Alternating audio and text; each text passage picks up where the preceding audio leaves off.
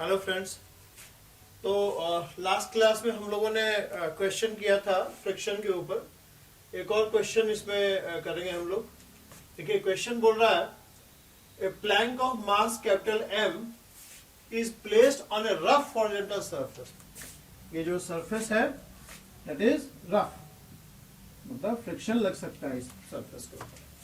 तो a plank of mass m is placed on a rough horizontal surface and a constant horizontal force F is applied on it.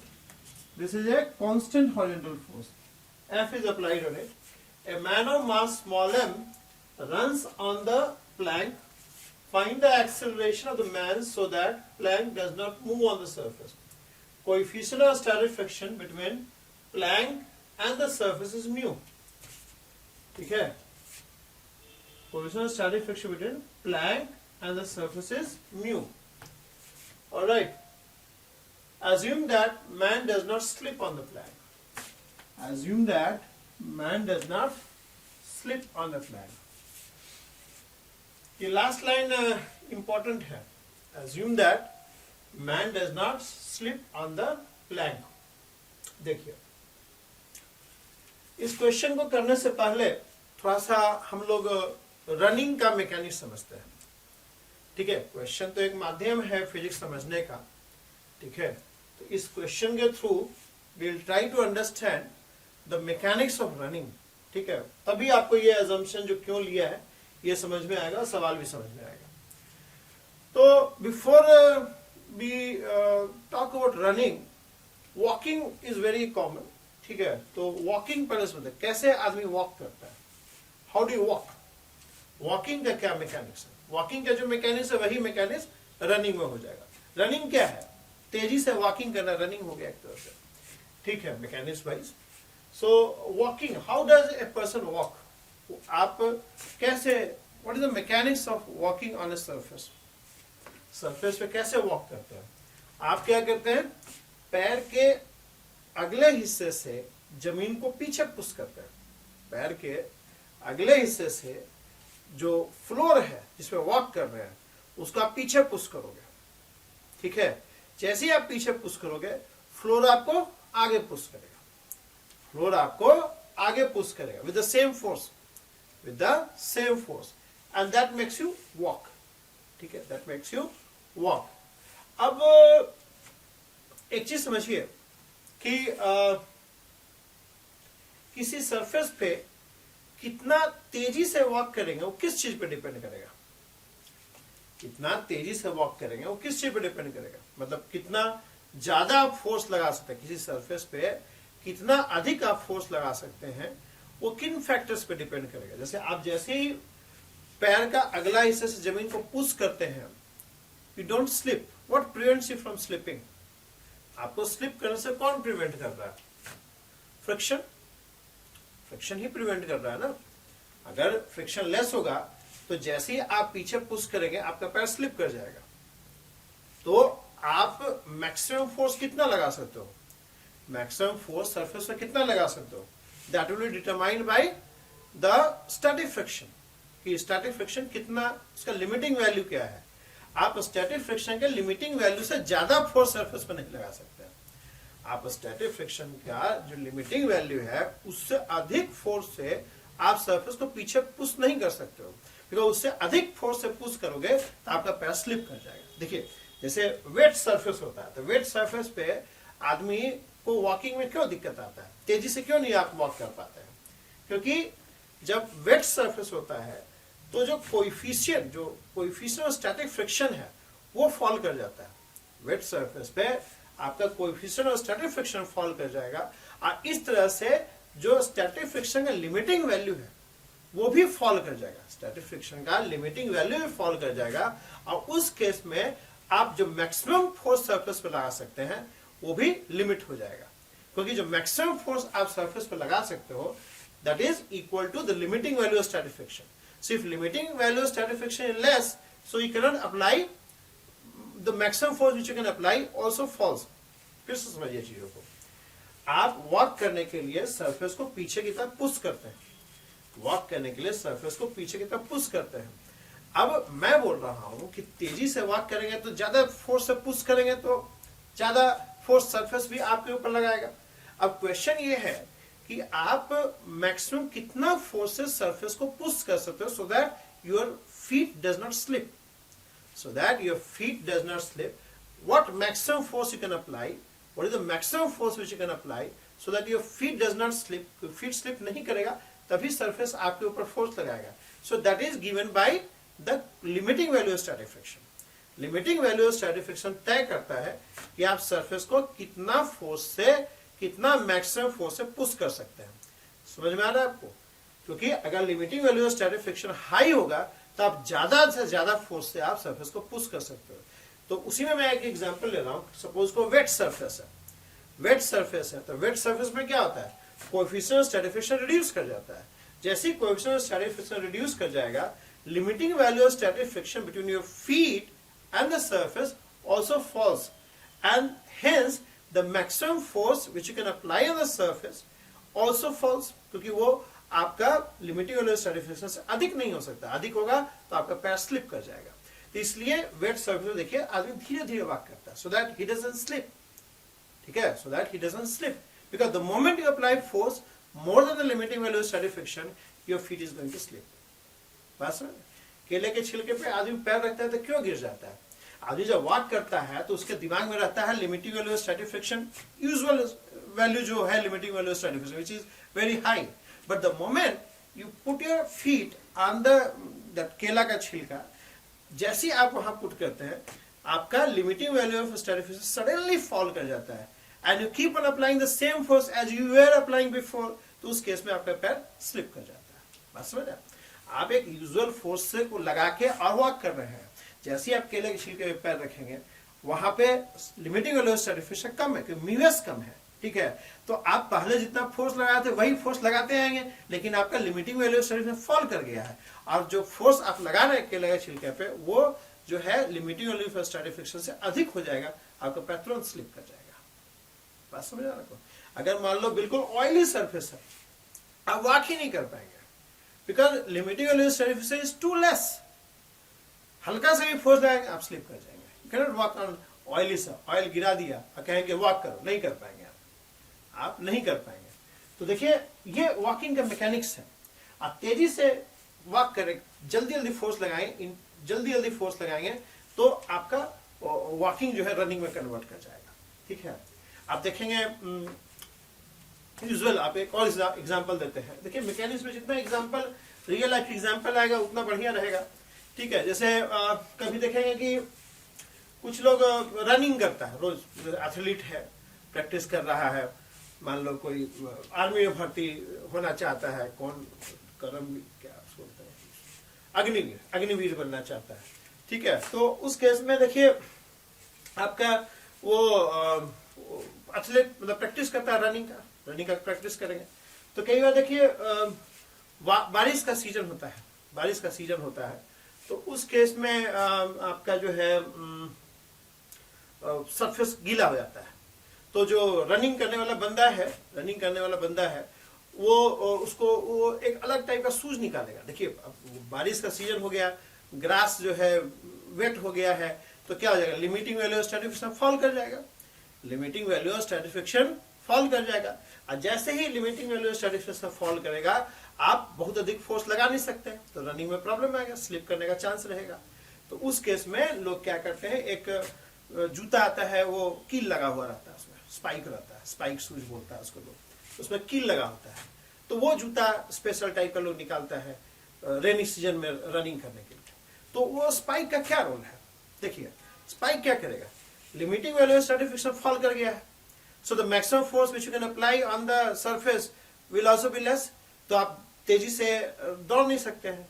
तो spike वाला shoes क्या करेगा, spike वाला shoes उसके जमीन के अंदर धंस जाएगा और आपका फीट को इंटेंजल्ड कर देगा, इंटेंजल मतलब फंस जाएगा, फीट जो है ना जमीन में धंस जाएगा वो कील, तो आपका जूता में जो फीट है वो इंटेंजल्ड हो गया, जूता इंटेंजल्ड हो गया आपका सरफेस से, तो एक एडिशनल आपको बाइंडिंग फोर्स की तरह वो एक्ट करेगा ना, इंटेंजल्ड हो जाएगा। तो अगर अब तो सरफेस का लिमिटिंग वैल्यू स्टैटिक फ्रिक्शन ही सिर्फ नहीं है ना जो आपको बाइंड कर रहा है फीट को सरफेस के साथ, अब तो जो स्कील जो धंस गया है वो भी आपको बाइंड कर रहा है, तो एडिशनल एक बाइंडिंग फोर्स फीट और सरफेस के बीच में आ गया, तो वो आपको हेल्प करता है इन नॉट स्लिपिंग। उसके इसमें आप स्लिप नहीं करेंगे, बिकॉज आप सिर्फ लिमिटिंग वैल्यू स्टैटिक फ्रिक्शन पर डिपेंड ना करके साथ साथ जो इंटेंजल्ड हो गया है, जो लॉकिंग हो गया है सरफेस और आपके शूज के बीच में, उस वो भी आपको हेल्प कर रहा है in not slipping over the surface and hence running fast.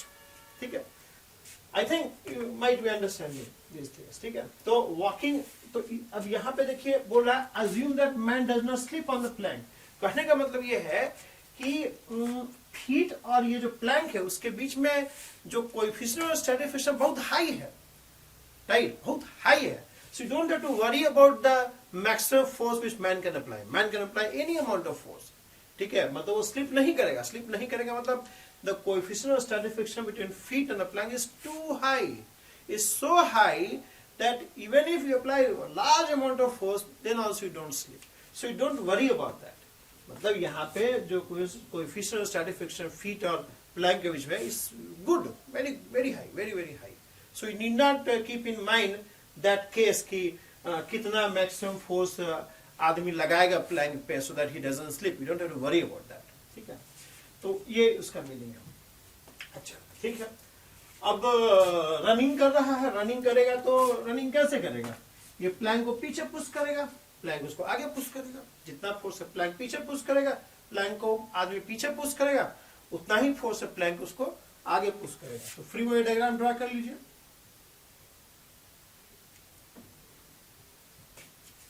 Draw free body diagram. ठीक है,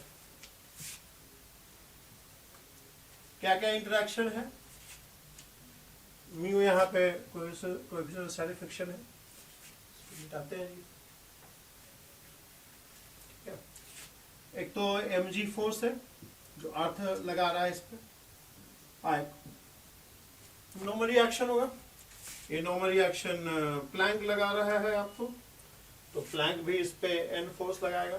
ठीक है, और ये आदमी आगे रन कर रहा है अगर, तो पीछे की तरफ एक फोर्स लगाएगा। सपोज करो वो फोर्स स्मॉल एफ है, तो या एफ डैश कर लो, स्मॉल एफ छोड़ दो, स्मॉल एफ फ्रिक्शन के लिए यूज करेंगे। एफ डैश है, एफ ऑलरेडी यूज हो रखा है, तो अगर मैन इस पे एफ डैश फोर्स लगाएगा तो प्लैंक भी मैन पे एफ डैश फोर्स लगाएगा। Equal and opposite, action reaction, action reaction. और कोई फोर्स मैन पे, ठीक है, प्लैंक पे आ जाइए। Plank is interacting with the earth. पहले का सवाल सब कर लेना है, ठीक है, उसमें सब बताया मैंने कैसे फ्री बॉडी डायग्राम ड्रॉ होता है, बार बार उसी को रिपीट नहीं कर रहे हैं। तो ये अर्थ के साथ इंटरेक्शन हो गया। प्लैंक जो है सरफेस से भी इंटरेक्ट कर रहा है, सरफेस क्या कर रहा है, उसका मोशन को कंस्ट्रेन कर रहा है बाय अप्लाइंग नॉर्मल रिएक्शन। ये नॉर्मल रिएक्शन सरफेस लगा रहा है, तो प्लैंक भी एक नॉर्मल रिएक्शन लगा देगा, ठीक है। और प्लैंक किससे इंटरेक्ट कर रहा है, एक्सटर्नल एजेंसी से, जो कि फोर्स एफ लगा रहा है, ठीक है। फ्रिक्शन अभी नहीं लगाया है, फ्रिक्शन अभी नहीं लगाया है। Coefficient of static friction mu है। अच्छा, ये हो गया। अभी फ्रिक्शन लगाना है प्लैंक के ऊपर। अब स्टैटिक फ्रिक्शन का डायरेक्शन क्या होगा? देखो पहले क्या था, पहले के सवाल में हम लोग देख रहे थे कि एक फोर्स लग रहा था ओरिएंटेड डायरेक्शन में, तो उससे बड़ा क्लियर हो जा रहा था कि टेंडेंसी रिलेटिव मोशन किधर है। और यहाँ पे एक फोर्स फॉरवर्ड भी लग रहा है और एक फोर्स बैकवर्ड भी लग रहा है। मतलब प्लैंक और सरफेस के बीच में फ्रिक्शन का डायरेक्शन क्या होगा, वो डिपेंड करेगा कि प्लैंक के अंदर टेंडेंसी और रिलेटिव मोशन किस डायरेक्शन में है। प्लैंक जो है, प्लैंक के अंदर टेंडेंसी और रिलेटिव मोशन सरफेस के रिस्पेक्ट में किस डायरेक्शन में है। पहले जो सवाल एक दो किए थे उसमें क्या था कि एक ही फोर्स ओरिएंटेड डायरेक्शन में लग रहा था, तो उससे बड़ा क्लियर हो जा रहा था कि चलो एक फोर्स लग रहा तो यही force tendency relative motion create करेगा, तो जिस डायरेक्शन में लग रहा है उसी डायरेक्शन में टेंडेंसी रिलेटिव मोशन है। बट यहाँ पे दो फोर्स लग रहा है प्लैंक पे, एक एफ लग रहा है जो एक्सटर्नल एजेंसी लगा रहा है, आगे मैन लगा रहा है एफ डैश, मैन लगा रहा है एफ डैश, ठीक है। अब मैन एफ डैश लगा रहा है, एफ डैश कोई फिक्स फोर्स नहीं है, वही पूछा है आपको एक्चुअली कि एक्सेलरेशन ऑफ मैन क्या होगा so that plank does not move on the surface. तो दो फोर्सेस लग रहे हैं तो अब there can be cases like if f is more than f dash, in that case Planck will have tendency to move towards right. If f is more than f dash, sorry, if f is more than f dash, then Planck will have tendency to move towards right. If f is less than f dash, then in that case Planck will have tendency to move towards left. And there can be a trivial case where f is equal to f dash. In that case Planck will not have any tendency. ठीक है, तो दो तीन cases आ जाएंगे इसमें, तो f dash we don't know about it. देखिए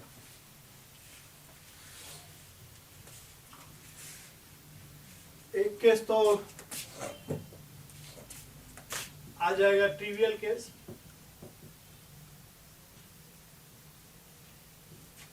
That is, if f dash is f, then in that case Planck will not have any tendency of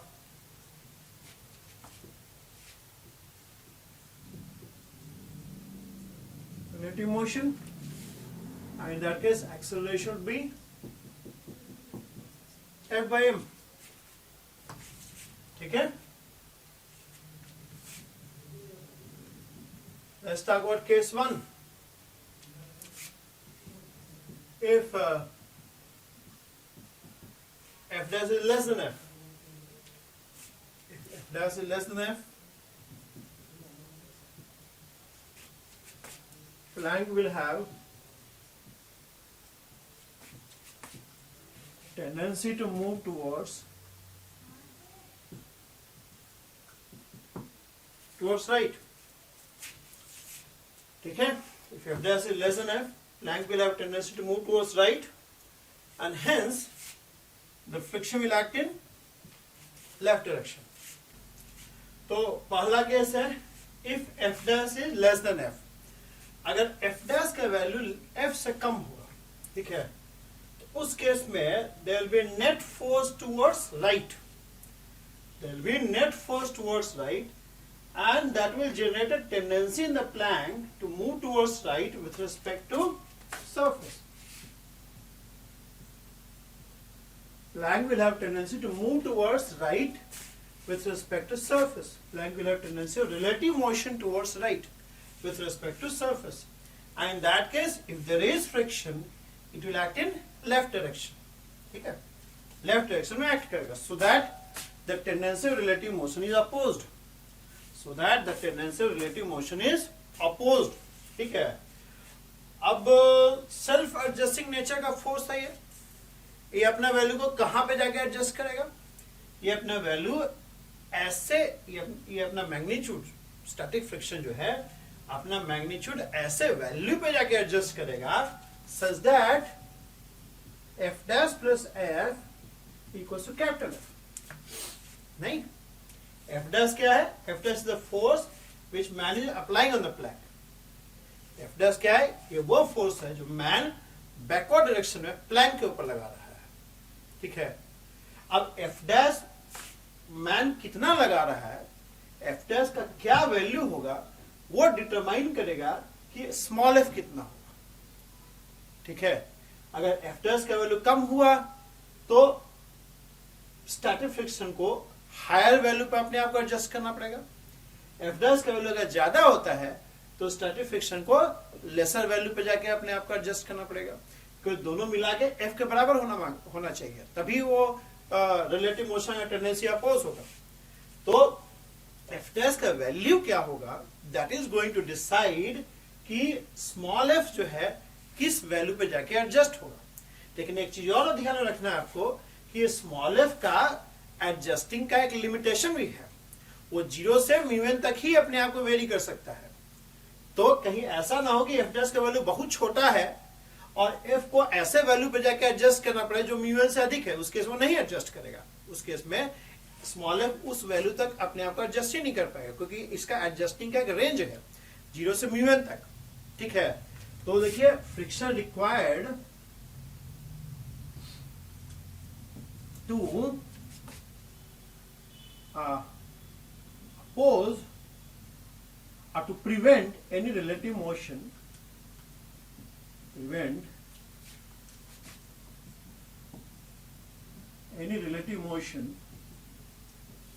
of Planck with respect to surface F is equal to F minus F dash. ठीक है, ये required friction है, but ये तो theoretical calculation है ना. Practically ये जो रिक्वायर्ड फ्रिक्शन है वो म्यू से, सॉरी नॉट म्यू, ये फ्रिक्शन हम लोग प्लैंक और सरफेस के बीच में बात कर रहे हैं. तो प्लैंक और सरफेस के बीच में जो फ्रिक्शन है, सॉरी नॉर्मल रिएक्शन वो म्यू आर है.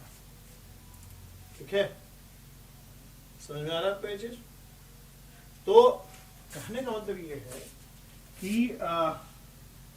क्या बोलेंगे इसको, ऐसा लिख सकते हो, बल्कि जो एफ डैश का वैल्यू है वो एफ माइनस एफ है.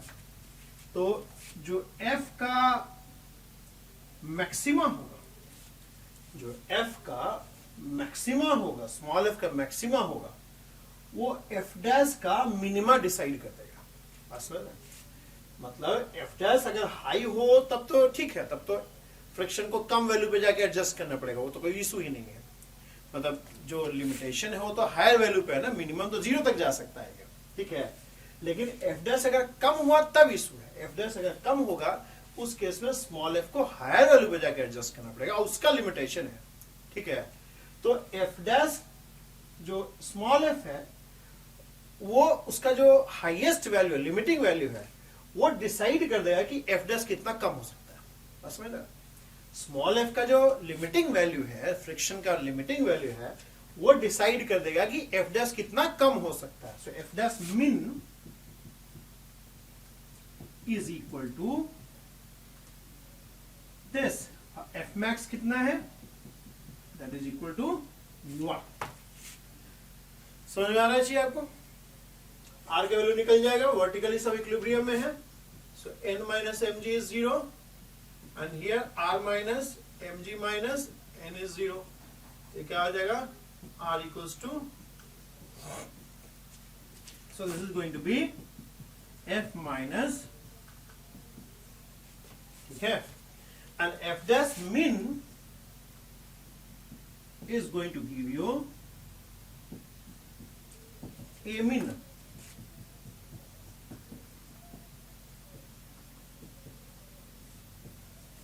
ठीक है, ये केस 1 हो गया. F dash is less than that, तो हम निकाल लिए कि एफ डैश कितना एफ से छोटा हो सकता है. एफ डैश जो है कितना एफ से छोटा हो सकता है, what is the minimum value of F dash. ठीक है, एफ डैश यहाँ लेस देन एफ है, तो हमने एफ डैश का लीस्ट वैल्यू निकाल लिया कि एफ से कितना छोटा हो सकता है. वो एफ डैश का लीस्ट वैल्यू ये हो गया, and that gives you the value of a min. ठीक है, वो ए मिन का वैल्यू आपको मिल गया है. एक्सेलरेशन निकालना है ना, तो एक्सेलरेशन रेंज में होगा. ठीक है, अब सेकंड केस हो जाएगा, थर्ड केस, मतलब थर्ड केस अगर तेजी से वो दौड़ रहा है तो उस केस में F dash can be more then F. अब एफ डैश एफ से बड़ा है. अब इस केस में हम लोग निकालेंगे कि एफ डैश कितना बड़ा हो सकता है, एफ डैश जो है कितना अधिक हो सकता है. तो एफ डैश अगर एफ से बड़ा होगा, अगर तेजी से वॉक कर रहा है तो ज्यादा फोर्स लगाएगा पीछे के डायरेक्शन में, तो तेजी से दौड़ेगा. अब हम लोग को निकालना है एफ डैश एफ से कितना बड़ा होगा, what can the maximum value of F dash so that plank does not move with respect to surface. ठीक है, अब एफ डैश अगर एफ से बड़ा होगा तो अभी फ्रिक्शन का हम लोग डिटरमाइन करना पड़ेगा किधर टेंडेंसी है. ठीक है, अगर एफ डैश एफ से बड़ा है तो टेंडेंसी रिलेटिव मोशन किधर होगा, नेट फोर्स बैकवर्ड डायरेक्शन में चला जाएगा. Then Planck will have tendency to move towards right. Sorry, Planck will have tendency of relative motion towards left, क्योंकि F dash net force left direction में आ गया. So if there is static friction, it will act towards right. आइए self adjusting tendency, self adjusting property है इसका, तो ये अपने आप को कहाँ जाकर एडजस्ट करेगा. In order to keep the plank at rest, it will adjust itself to such a value that capital A plus small a become F dash. ठीक है, अब यहाँ सिंपल दिख रहा है हम लोग को, जो स्मॉल एफ का जो मैक्सिमा है वो एफ डैश का मैक्सिमा सेट कर देगा, ठीक है। The maxima of small F is going to determine the maxima of F dash, ठीक है। मैन कितना अधिक फोर्स लगा सकता है प्लैंक के ऊपर, that will be determined by the maximum value of small F which is called limiting value, which is equal to mu r, which is, so in that case A max would be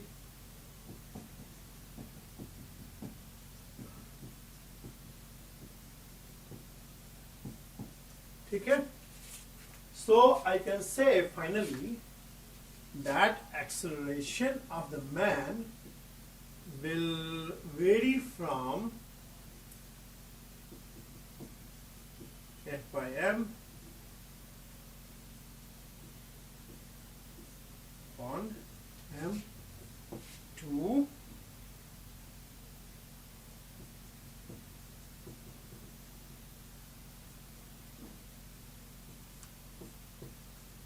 यहां से यहां तक very करेगा, ठीक है, यहां से यहां तक वेरी करेगा। समझ में आ रहा है आपको? This is the range of acceleration which the man can have if you wish to keep the plank at rest. If man apply a force which is so high that acceleration goes beyond this, in that case plank will undergo actual relative motion towards left. अगर ये man जो है ये इससे भी अधिक force लगाता है, उस केस में नेट फोर्स टुवर्ड्स लेफ्ट है ही, और उसका एक्चुअल रिलेटिव मोशन भी शुरू हो जाएगा, बिकॉज उस केस में जो फ्रिक्शन रिक्वायर्ड होगा वो उस लिमिटिंग वैल्यू से अधिक होगा, जो कि हो नहीं सकता है। उस केस में प्लैंक जो है पीछे की तरफ मूव करना शुरू कर देगा। और अगर फ्रिक्शन मैन जो है इससे भी कम फोर्स लगाता है, उस केस में फ्रिक्शन इसमें ऐड होके एफ के बराबर नहीं हो पाएगा, जो फ्रिक्शन रिक्वायर्ड होगा वो लिमिटिंग वैल्यू से अधिक हो जाएगा, और उस केस में प्लैंक जो है टुवर्ड्स राइट एक्सेलरेट करने लगेगा।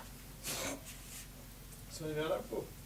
अगर एफ मीन मैन जो फोर्स लगा रहा है वो इससे भी कम हुआ, उस केस में जो फ्रिक्शन रिक्वायर्ड होगा in order to keep plank at rest will be more than its limiting value, which actually cannot apply, और उस केस में प्लैंक जो है राइट डायरेक्शन में एक्सेलरेट कर जाएगा, रिलेटिव मोशन स्टार्ट हो जाएगा। तो इसलिए the force which man has to apply should be more than this and less than this value. तो उस केस में एक्सेलरेशन यहां से यहां तक वेरी करेगा, ठीक है, ओके।